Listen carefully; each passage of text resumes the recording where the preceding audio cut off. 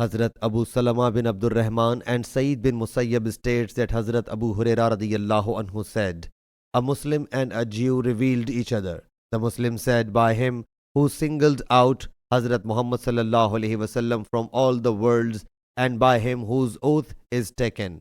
The Jew thereupon said, by him who singled out Hazrat Moses ﷺ from all over the worlds. The Muslim whereupon lifted his hand and dealt the Jew a slap.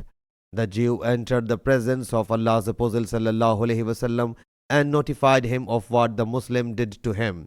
The Prophet ﷺ thereupon said, don't give me superiority over Hazrat Moses ﷺ, for when the people will sown on the resurrection day, I will recover first to see Hazrat Moses ﷺ holding a corner of the throne. I don't know by conjecture whether he will faint and recover before me, or he is of those people whom Allah Jalla Jalaluhu has exempted from this zone. Sahih Bukhari, Hadith number 7472.